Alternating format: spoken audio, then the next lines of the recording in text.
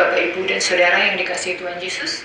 Selamat hari Minggu dan salam sejahtera bagi kita semua.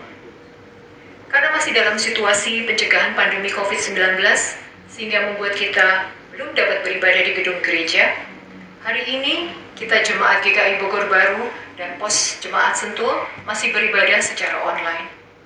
Ibadah online ini telah direkam sebelumnya sebagai bagian dari himbauan pemerintah untuk melakukan physical distancing untuk mencegah penyebaran COVID-19. Ibadah hari ini, Minggu 24 Mei 2020, adalah ibadah Minggu Paskah ke-7 dengan tema Menyatu dengan Allah dan Berkarya. Dengan firman Tuhan yang diambil dari Yohanes 17 ayat 1-16, dilayani oleh Pendeta Darwin Darmawan. Pengisi pujian dalam ibadah ini adalah Penatua Gelita Pati. Majelis Jemaat dan Jemaat mengucapkan terima kasih atas pelayanan yang diberikan. Sebelum ibadah dimulai, ada beberapa warta yang perlu kami tekankan sebagai berikut. 1. Pekan Doa Pentakosta. Pekan Doa Pentakosta akan dimulai pada hari Jumat 22 Mei 2020 sampai dengan Sabtu 30 Mei 2020. Materi Pekan Doa dibagikan kepada Jemaat GKI Bogor Baru dan Pos Jemaat Sentul melalui WA atau cetak. Bagi jemaat yang memerlukan materi Pekan Doa dalam bentuk cetak, dimohon untuk menghubungi TU Gereja. Setiap keluarga diharapkan melaksanakan persekutuan doa keluarga dengan bahan yang telah dibagikan dan disarankan untuk dilakukan pada pukul 18.30 waktu Indonesia bagian Barat. 2. Ibadah Pentakosta. Diberitahukan kepada jemaat bahwa Minggu 31 Mei 2020 adalah ibadah Pentakosta. Kita merayakan hari pencurahan Roh Kudus sesuai dengan yang dijanjikan Tuhan Yesus ketika naik ke surga. Hari Raya Pentakosta juga merupakan hari raya pengucapan syukur, di mana jemaat diberi kesempatan untuk menyampaikan ucapan syukur tahunannya. Untuk itu, jemaat dimohon untuk mempersiapkan persembahan syukur tahunannya.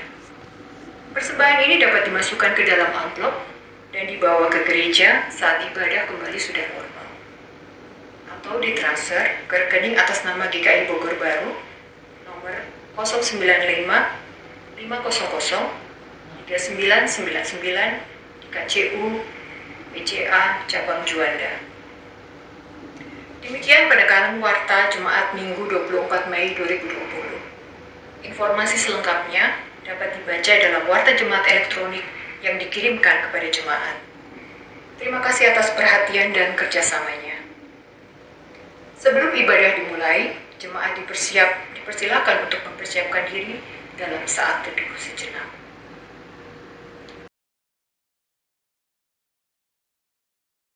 Jemaat dipersilakan berdiri. Umat yang dikasihi Tuhan, hari ini bersamaan dengan saudara-saudara kita yang merayakan kemenangan di Hari Raya Idul Fitri. Kita pun masih merayakan kemenangan Kristus atas maut di hari Minggu Paskah ke-7 ini. Kristus telah menang melawan kekelaman dunia, sebab Dia adalah Allah, Sang Surya kehidupan bagi kita. Mari kita membukanya dengan nyanyian KJ 405, Kaulah ya Tuhan Surya hidup.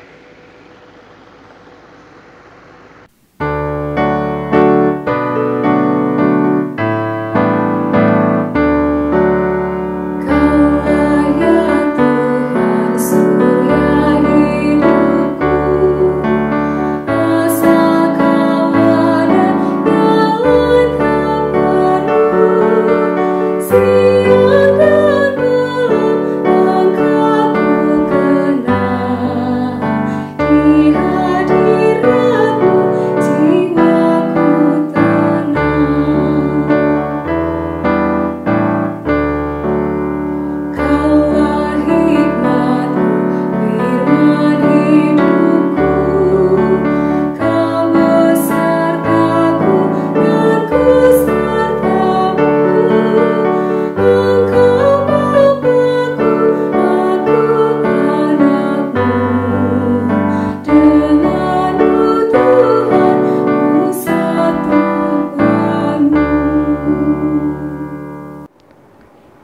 Saudara-saudara, kita dasari ibadah ini dengan pengakuan, pertolongan kita adalah di dalam nama Tuhan yang menciptakan langit dan bumi.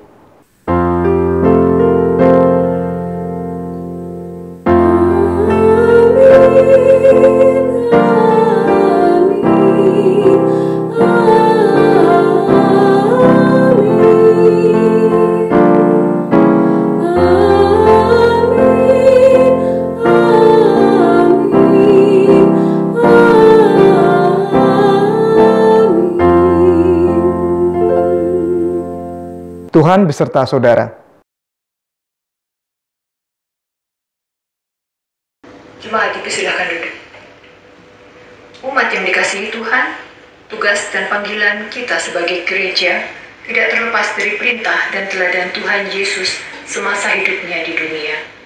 Yesus mengajarkan para murid dan pengikutnya untuk bersatu menyatakan karya dan misi Allah di dunia. Tema hari ini menyatu dengan Allah dan berkarya, mengingatkan kita untuk menghadirkan karya Kristus yang telah bangkit, dan kebangkitannya mempengaruhi kehidupan kita di dalam ruang hidup bersama orang lain. Inilah yang menjadi doa Yesus dalam Yohanes 17 ayat 21, supaya mereka semua menjadi satu, supaya dunia percaya bahwa Engkaulah yang telah mengutus Aku. Doa Yesus sesungguhnya mengajak kita berefleksi. Apakah kita sudah sungguh-sungguh menghayati kesatuan hidup kita dengan Allah? Atau kita lebih memilih melepaskan diri dan mengabaikan relasi dengan Allah? Masihkah ada hasrat untuk menyatakan karya Allah bagi sesama? Atau kita lebih berfokus pada hasrat dan ambisi diri sendiri, tanpa memberi ruang cinta kasih pada sesama? Marilah kita mengoreksi diri kita masing-masing dalam doa.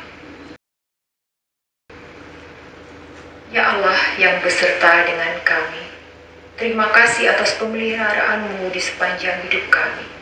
Kasih yang besar Engkau nyatakan dari waktu ke waktu, sehingga kami beroleh ketenangan di tengah rasa khawatir. Ampuni jika kami sering larut dalam rasa khawatir, dan ajarlah kami untuk setia pada jalan-Mu. Tolonglah kami menghadapi setiap tantangan dan kesulitan yang ada. Engkaulah perlindungan kami, yang meneguhkan kami di sepanjang embara dunia. Amin. Bagi setiap kita yang sungguh-sungguh memohon ampun dari Bapa di surga, kita bangkit berdiri, tanda kita siap dan percaya menerima anugerah pengampunan untuk setiap dosa dan pelanggaran yang sudah kita lakukan. Efesus 1 ayat 5-8, dalam kasih, Ia telah menentukan kita dari semula oleh Yesus Kristus untuk menjadi anak-anak-Nya, sesuai dengan kerelaan kehendak-Nya, supaya terpujilah kasih karunia-Nya yang mulia, yang dikaruniakannya kepada kita di dalam Dia yang dikasihi-Nya. Sebab, di dalam Dia dan oleh darah-Nya, kita beroleh penebusan, yaitu pengampunan dosa, menurut kekayaan kasih karunia-Nya, yang dilimpahkannya kepada kita dalam segala hikmat dan pengertian. Saudara-saudara, di dalam Kristus engkau telah diampuni.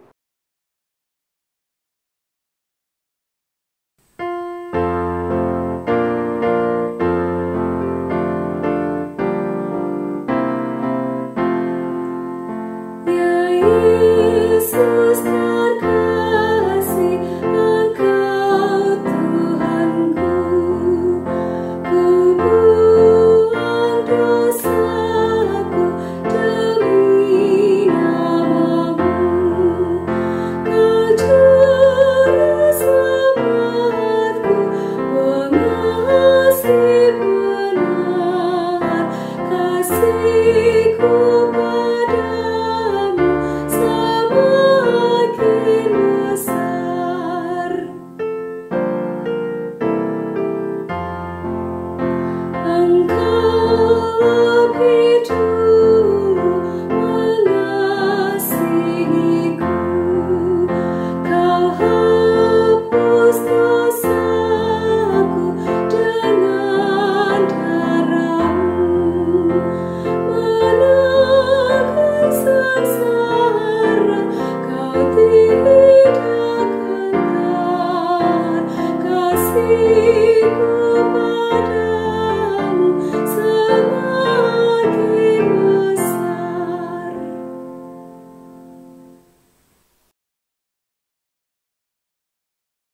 Saudara, sebelum mendengar firman Tuhan, mari kita menyiapkan hati, kita memohon Roh Kudus dalam doa.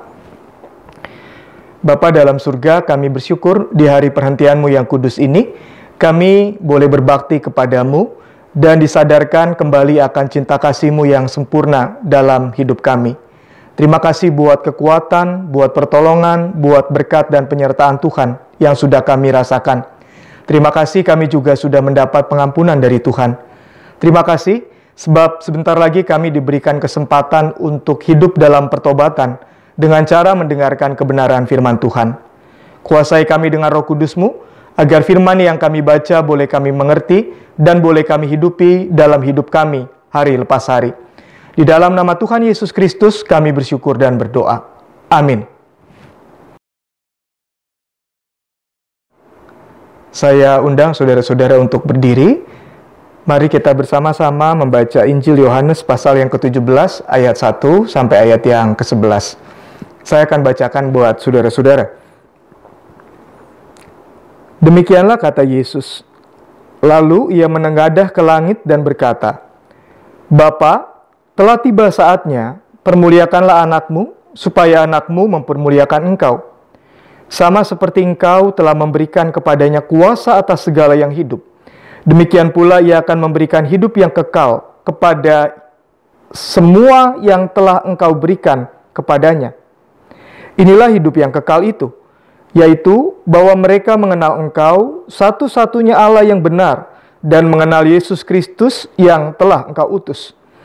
Aku telah mempermuliakan engkau di bumi dengan jalan menyelesaikan pekerjaan yang engkau berikan kepadaku untuk melakukannya. Oleh sebab itu ya Bapa, permuliakanlah aku padamu sendiri dengan kemuliaan yang kumiliki di hadiratmu sebelum dunia ada. Aku telah menyatakan namamu kepada semua orang yang engkau berikan kepadaku dari dunia.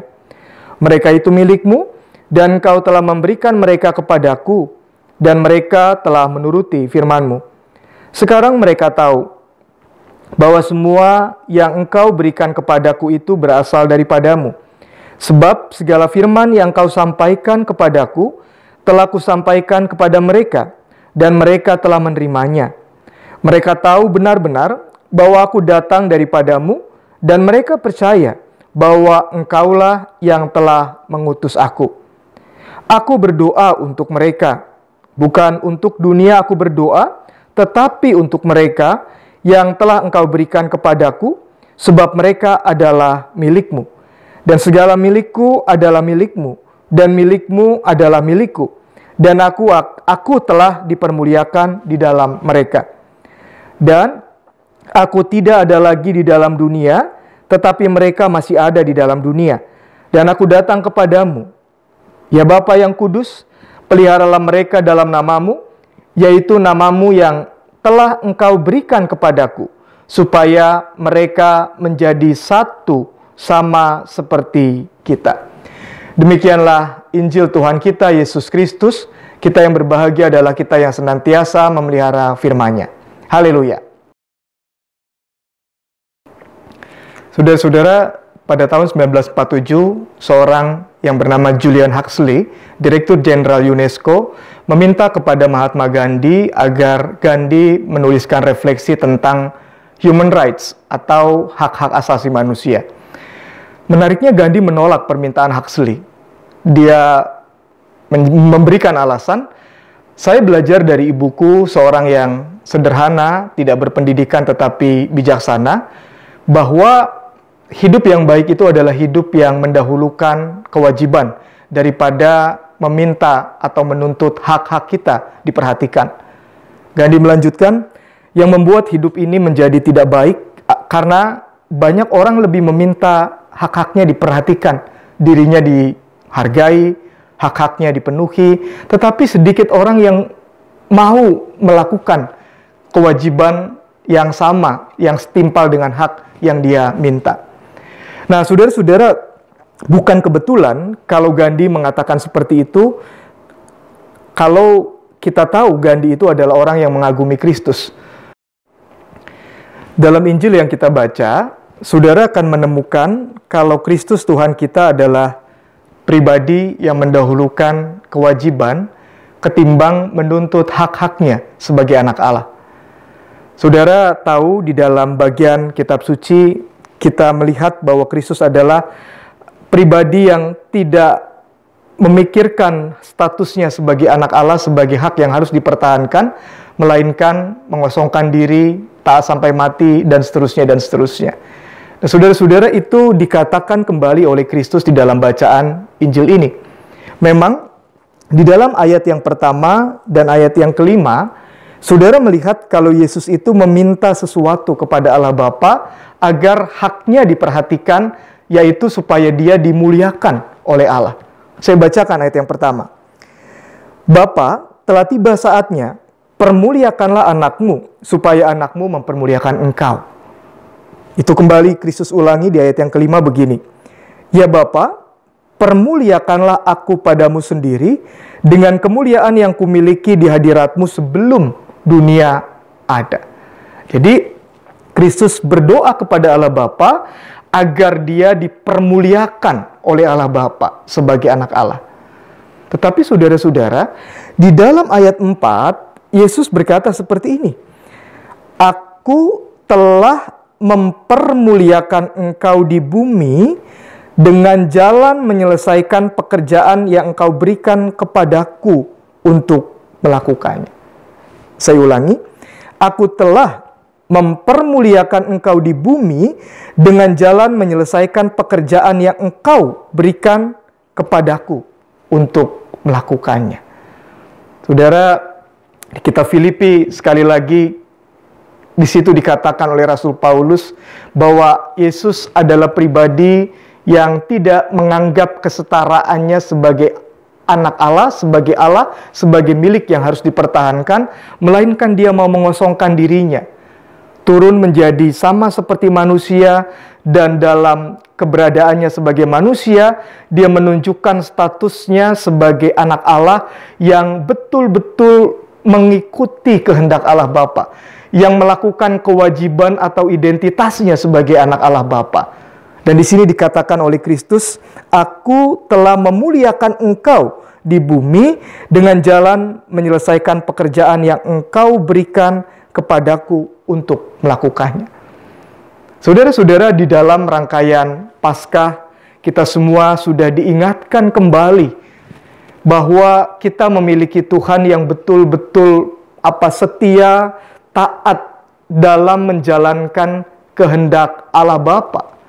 Dia adalah Allah sekaligus manusia yang memberikan teladan bagaimana sebagai anak Allah, dia hidup melakukan kewajiban-kewajibannya, melakukan panggilannya, melakukan misinya dengan total, dengan taat, dengan setia, dengan sempurna.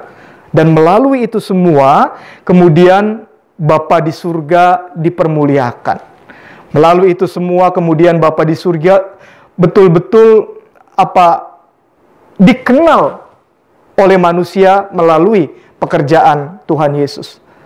Itu sebabnya di dalam kitab Filipi, Paulus bilang, oleh karena Kristus mengosongkan diri, oleh karena Kristus taat kepada Allah Bapa, maka Allah mengaruniakan kepadanya nama di atas segala nama, supaya segala lutut bertelut dan semua lidah mengaku Yesus itu Kristus Tuhan bagi kemuliaan Allah Bapa. Hari Kamis kemarin, saudara dan saya merayakan kenaikan Kristus, yang juga bisa kita maknai sebagai proklamasi bahwa Kristus itu Tuhan yang mulia, yang betul-betul punya otoritas, yang betul-betul punya kuasa. Tetapi kemuliaan itu dia dapatkan setelah dia melakukan kewajiban-kewajibannya sebagai anak Allah. Nah, saudara-saudara, ini yang pertama-tama Tuhan hendak sampaikan kepada kita di minggu ini. Dalam menjalani kehidupan saudara sebagai anak Allah, apakah saudara lebih suka menuntut agar Allah memperhatikan hak-hak saudara? Saudara lebih suka meminta agar Allah mempermuliakan saudara? Saudara lebih cenderung berdoa agar Allah memberkati saudara? Tetapi itu semua tidak saudara barengi dengan kesadaran sama seperti Kristus, yang mendahulukan kewajiban-kewajibannya, melakukan tugas-tugasnya, supaya Allah dimuliakan lebih dulu, sehingga melalui kemuliaan itu, Allah mempermuliakan Kristus. Allah mempermuliakan kita.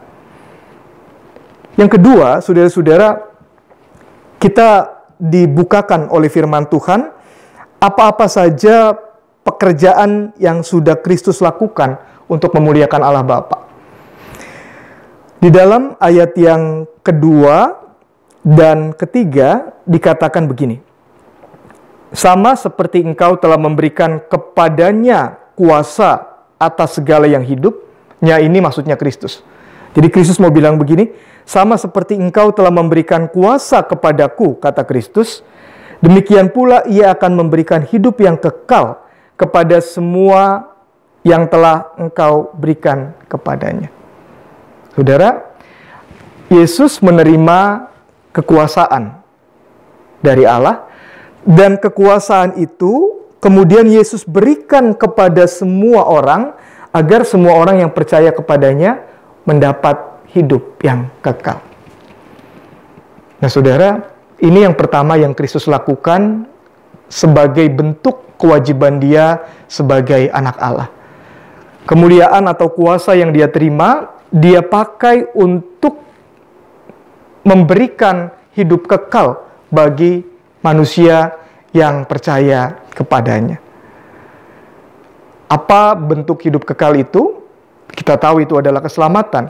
Tetapi di dalam ayat yang ketiga, Yesus juga menjelaskan ini yang dimaksud oleh Kristus sebagai hidup yang kekal.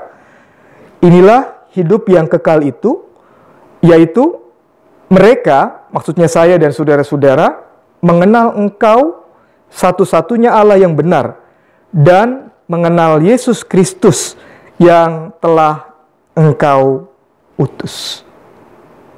Saudara, melalui Kristus kita bisa mengenal Allah satu-satunya. Melalui karya Kristus, saudara dan saya mengenal Allah yang benar. Tetapi melalui Kristus juga kita tahu Kristus itu adalah Allah juga, sebab tidak ada pribadi seperti Dia kalau Dia bukan Allah. Orang sakit disembuhkan, orang lumpuh bisa berjalan, orang kusta ditahirkan, bahkan orang mati dibangkitkan, bahkan kita yang berdosa diselamatkan melalui kematian dan kebangkitannya.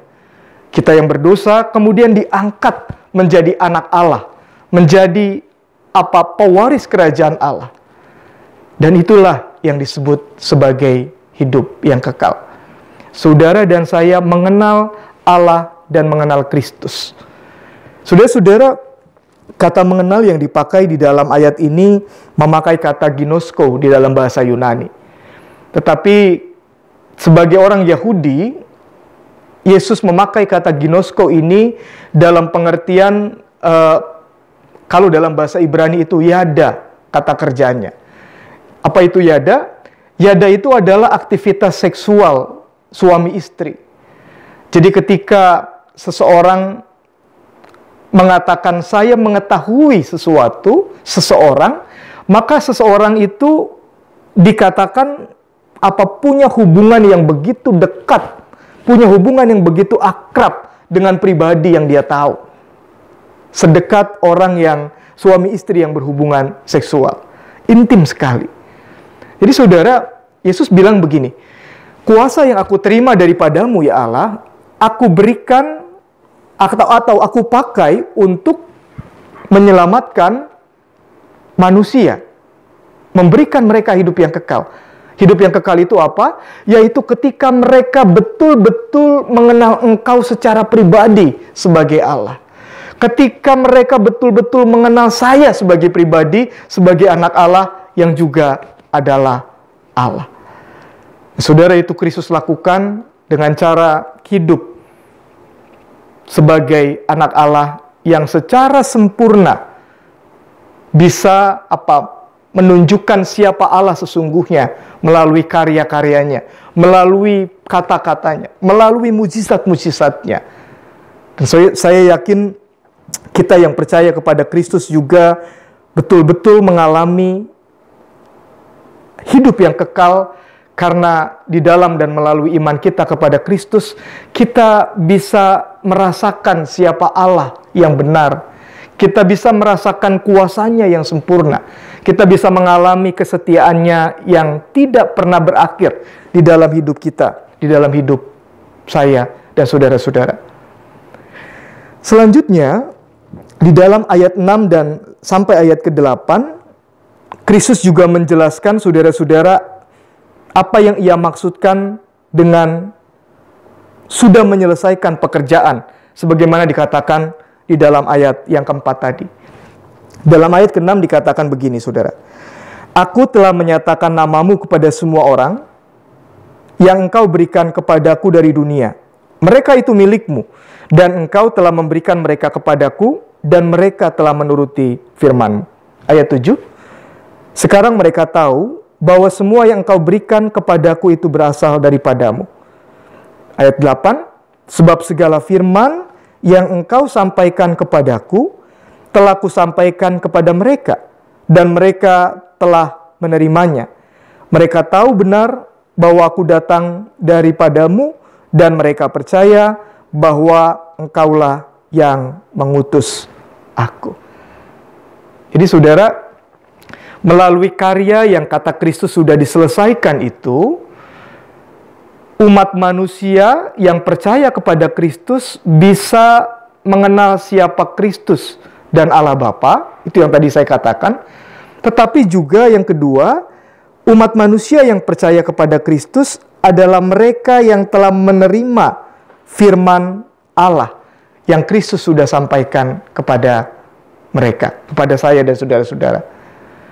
Kata menerima yang dipakai di ayat ke-8 ini memakai kata lambano. Lambano dalam bahasa Yunani berarti seseorang itu menerima sesuatu, dan apa yang dia terima itu dia jaga, dia rawat, dia pelihara, dia jadikan miliknya pribadi. Itu lambano. Ada satu kata lain dalam bahasa Yunani yang artinya seseorang menerima, tetapi sekedar menerima lalu ditaruh lagi. Itu bukan lambano. Nah, di dalam ayat 8 dikatakan mereka telah menerima firman-Mu. Firman itu diterima dan dijadikan menjadi bagian yang berharga dari si penerima. Saudara, ini karya Kristus yang kedua. Setelah Kristus naik ke surga, kita akan bersama-sama menantikan janjinya yang akan mengutus Roh Kudus. Secara iman, Roh Kudus sudah diturunkan. Tetapi saudara dan saya diajak untuk menghayati bagaimana penantian terhadap Roh Kudus itu harus kita hidupi kembali, agar kita betul-betul menyadari ada Roh Kudus di dalam hidup kita. Nah, Roh Kudus itulah di dalam kitab suci dikatakan sebagai Allah sendiri, Roh Yesus sendiri yang memeteraikan firman Tuhan di dalam hati kita. Menjadikan firman Tuhan milik pribadi saya dan saudara-saudara. Nah, ini yang akan kita rayakan di tanggal 31 nanti. Bahwa karya Kristus tidak lepas dari karya Roh Kudus yang akan memeteraikan firman Tuhan, sehingga firman Tuhan itu betul-betul menjadi milik pribadi dari orang-orang yang percaya kepadanya. Nah, ini yang kedua yang Tuhan mau tanyakan buat saudara dan saya. Apakah sebagai pengikut Kristus kita betul-betul mengalami karya Kristus yang menolong kita percaya Allah satu-satunya yang benar adalah Allah Bapa, dan Kristus adalah anak Allah yang melaluinya kita mengenal Allah Bapa. Tapi yang kedua, Allah Bapa, Kristus, dan Roh Kudus yang nanti kita rayakan minggu depan adalah pribadi yang memeteraikan firman Allah itu, sehingga firman Allah betul-betul menjadi firman yang kita miliki sebagai hal yang pribadi, istimewa, berharga. Tidak sekedar kita taruh, tidak sekedar kita baca, lalu kita tinggalkan. Tidak seperti itu. Yang ketiga, yang terakhir, saudara-saudara, kewajiban-kewajiban kita sebagai pengikut Kristus yang tadi dikatakan di bagian pertama dan kedua, itu hal yang tidak mudah. Tetapi yang menarik, di dalam ayat 9 sampai ayat yang ke-11, saudara-saudara, di situ dikatakan kalau Kristus mendoakan saya, Kristus mendoakan saudara-saudara. Saya menafsirkan ayat ini begini, karena mendahulukan kerajaan Allah atau kewajiban kita sebagai anak Allah itu tidak mudah, Yesus tahu. Maka dari itu, Yesus mendoakan agar kita bisa melakukan itu. Nah, di dalam ayat 9, Yesus berkata begini, "Aku berdoa untuk mereka, bukan untuk dunia aku berdoa, tetapi untuk mereka yang telah Engkau berikan kepadaku, sebab mereka adalah milik-Mu. Dan segala milikku adalah milik-Mu, dan milik-Mu adalah milikku. Dan aku telah dipermuliakan di dalam mereka." Maksudnya, aku berdoa untuk mereka yang percaya, untuk saya dan saudara-saudara. Berdoa supaya apa? Supaya aku dipermuliakan di dalam mereka. Memang di ayat ini dikatakan, aku telah dipermuliakan di dalam mereka. Jadi saudara-saudara, keterangan waktu yang dipakai, kita dianggap telah mempermuliakan Kristus. Tetapi karakteristik dari Injil Yohanes juga mau mengajak kita yang percaya, bukan hanya percaya, tetapi terus-menerus bisa percaya, semakin kuat percaya. Nah, karena itu ayat ini bisa kita tafsirkan begini. Sebagian dari kita memang telah mempermuliakan Kristus, tetapi kita yang sudah mempermuliakan Kristus harus terus-menerus mempermuliakan Kristus. Dan mereka yang belum mempermuliakan Kristus, saudara yang belum mempermuliakan Kristus, harus terus-menerus mempermuliakan Kristus. Ini tidak mudah, dan karena itu Kristus berdoa buat saya dan saudara-saudara supaya kita bisa mempermuliakan Dia.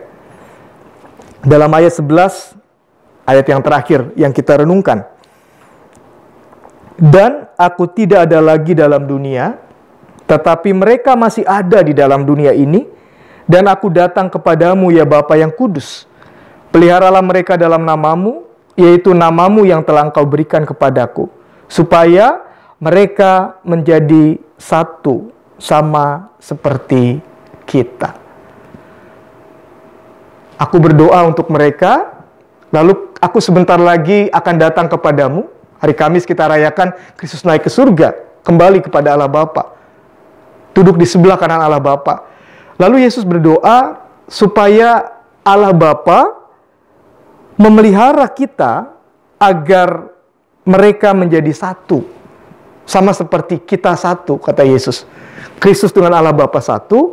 Kristus ingin agar pengikutnya juga satu dengan Kristus dan satu dengan Allah Bapa dan Roh Kudus. Saudara-saudara, waktu saya merenungkan bagian ini, saya betul-betul ditegur oleh Tuhan. Kenapa ditegur, saudara? Karena saya merasa dalam menjalani hidup saya sebagai pengikut Kristus, saya tidak selalu mampu untuk sadar bahwa saya sebetulnya harus satu dengan Kristus. Satu dengan Kristus itu berarti sama seperti Kristus mendahulukan kepentingan Allah Bapa, mengutamakan kemuliaan Allah Bapa dibanding dirinya, maka saya juga harusnya melakukan hal yang sama. Saya tidak boleh menuntut diberkati, diperhatikan, dilayani, lalu mengabaikan Allah lah yang sebetulnya harus lebih dulu saya dahulukan kepentingannya, kemuliaannya, kuasanya dibandingkan diri saya. Bukankah ini yang selalu kita doakan dalam doa Bapa kami? Datanglah kerajaan-Mu di bumi seperti di surga. Datanglah kuasa-Mu, kerajaan-Mu dalam hidupku di dunia ini. Jadilah kehendak-Mu bukan kehendakku. Nah, saudara-saudara, ini yang terakhir yang Tuhan mau ingatkan buat kita semua. Kita adalah pengikut Kristus. Dan Kristus berdoa, bahkan Kristus meminta agar kuasa Allah Bapa itu dirasakan oleh kita, sehingga kita juga bisa menjadi satu. Sama seperti Kristus dengan Allah Bapa satu, maka kita satu dengan Kristus dan melakukan pekerjaan-pekerjaan Kristus yang besar. Kristus sudah naik ke surga. Dia tidak lagi ada secara fisik, tetapi Kristus ada di tengah-tengah dunia melalui kehadiran saya dan saudara-saudara. Amin.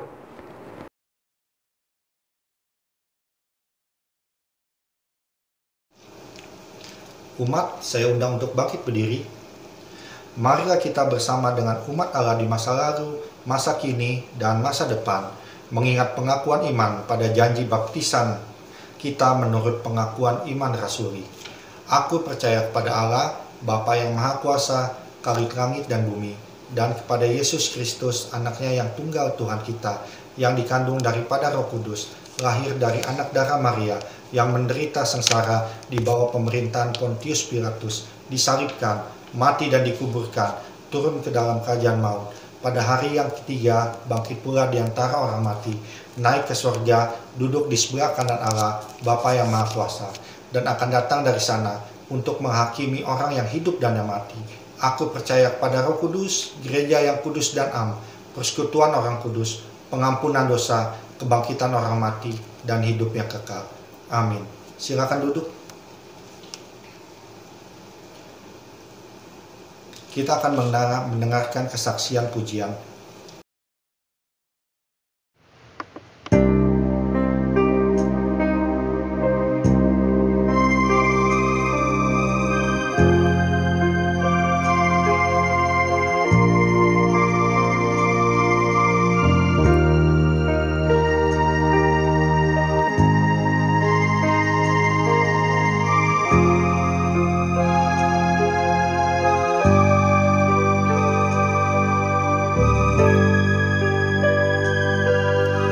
Syukur untuk setiap karyamu, kau buktikan cintamu padaku.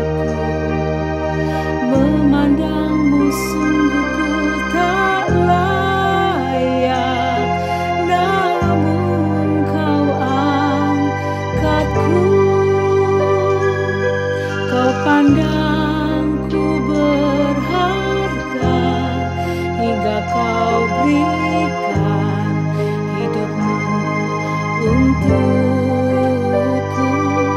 Kau rela turun tahtamu, menghampiriku, disamakan denganku. Betapa ku mengagumimu, bilakah ku balas cintamu, ku berikan segenap hatiku, mencintaimu seumur hidupku.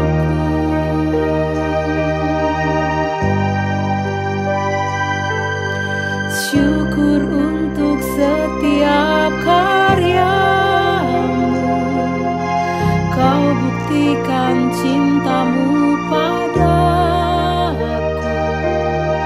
Memandangmu sungguh ku tak layak, namun kau angkatku. Kau pandangku berharga,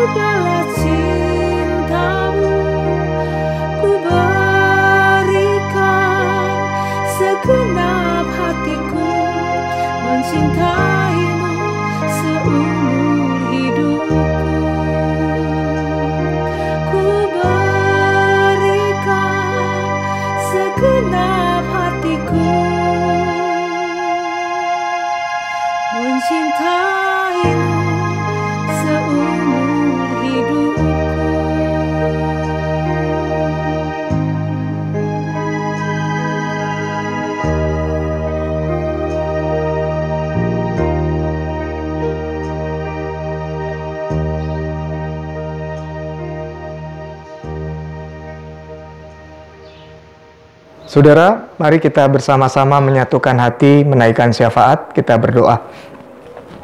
Bapa, dalam kasih Tuhan Yesus dan penyertaan Roh Kudus, terima kasih buat firman yang sudah mengingatkan kami, agar kami terus menghidupi panggilan kami sebagai anak-anak Tuhan, yang harus bersekutu, bersatu dengan Allah Bapa, Yesus Kristus dan Roh Kudus, dan melakukan pekerjaan-pekerjaan-Mu yang besar di tengah dunia ini.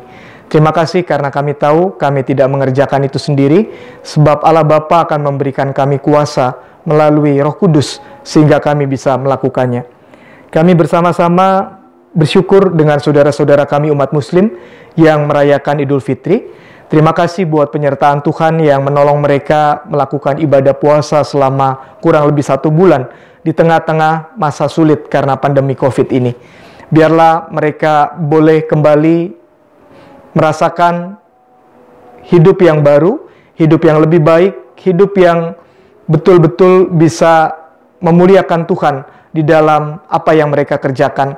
Tolong kami semua agar boleh menjadi saudara, tetangga yang baik sebagai sesama anak bangsa yang berbeda keyakinan atau agama. Kami juga berdoa agar Tuhan menolong pemerintah dan rakyat Indonesia beradaptasi di tengah-tengah situasi pandemi COVID yang tidak kami tahu kapan akan berakhir. Berikan pemerintah hikmat agar dapat mengatur hidup bersama secara tegas tapi juga bijaksana. Berikan rakyat Indonesia juga kesadaran untuk mau taat terhadap aturan, disiplin, sehingga kami bisa melandaikan kurva penderita COVID-19, sehingga kami boleh mulai menata aktivitas kami seperti sedia kala, walaupun pasti tidak mungkin seperti dulu sebelum pandemi COVID ini ada. Kami juga berdoa untuk saudara-saudara kami yang sedang sakit.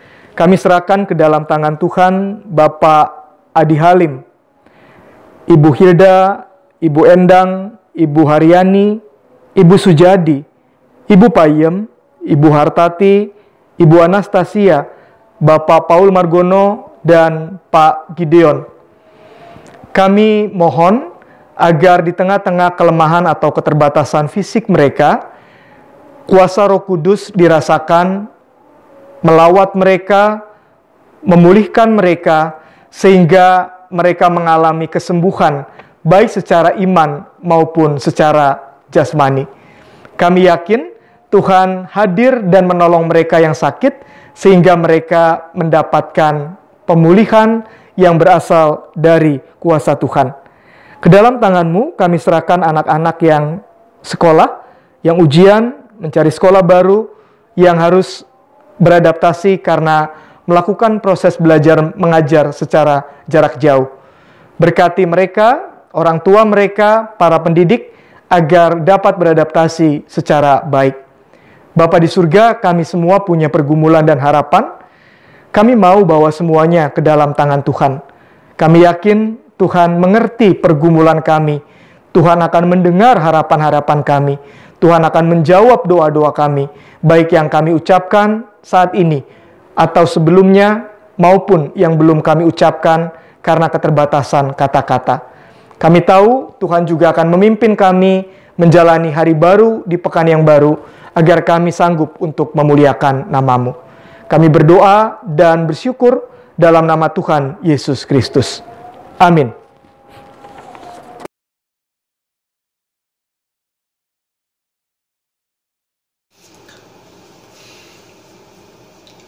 Umat Tuhan, kita memasuki pelayanan persembahan. Marilah kita menyatakan ungkapan syukur melalui persembahan dengan mengingat firman Tuhan di dalam Mazmur 86 ayat 12. Aku hendak bersyukur kepadamu ya Tuhan Allahku dengan segenap hatiku dan memuliakan nama-Mu untuk selama-lamanya. Ada 2 cara untuk menyampaikan persembahan yang dapat Bapak, Ibu, Saudara lakukan. Yang pertama adalah kita siapkan amplop persembahan kita. Pada waktu ritual pengumpulan persembahan, amplop persembahan kita taruh di sebuah tempat. Kita kumpulkan amplop-amplop itu dari minggu ke minggu. Nanti pada waktu kita bisa beribadah lagi di gedung gereja, kita bawa semua amplop persembahan tersebut untuk diserahkan ke GKI Bogor Baru. Yang kedua, persembahan dapat juga dikirim ke ke rekening gereja melalui transfer ke Bank BCA cabang Juanda Bogor dengan nomor 095 500 3999 atas nama GKI Bogor Baru atau dengan cara yang lainnya. Persembahan kita ini akan dikelola gereja untuk melakukan panggilannya meneruskan misi Kristus di dalam dunia.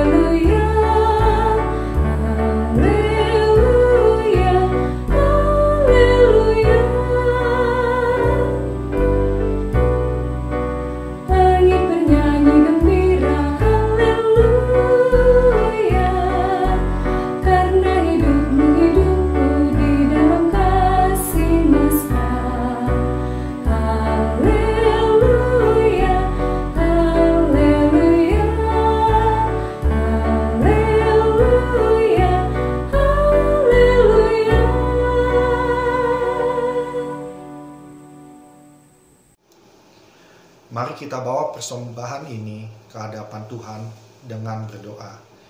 Ya Allah yang kami kenal di dalam diri Tuhan Yesus Kristus, pada saat ini kami datang membawa persembahan syukur kami. Terimalah ya Tuhan, tolong dan beri hikmat daripadamu untuk orang-orang yang mengelola persembahan ini. Mampukanlah kami untuk agar menjadikan persembahan yang hidup dalam menyatakan karya kasih-Mu. Dalam nama Kristus kami bersyukur. Amin.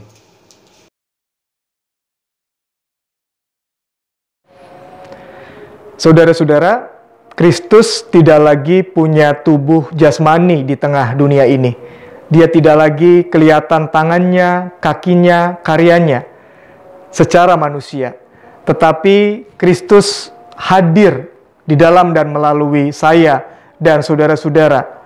Sebagai saudara-saudara Kristus, kita semua dipercaya untuk bersekutu dengannya, mengalami kasih dan kuasanya, sehingga kita mampu untuk melakukan karya-karyanya yang besar dan mulia. Kita bisa menyapa dan menolong orang-orang yang mengerang, yang membutuhkan cinta kasih dan pertolongannya.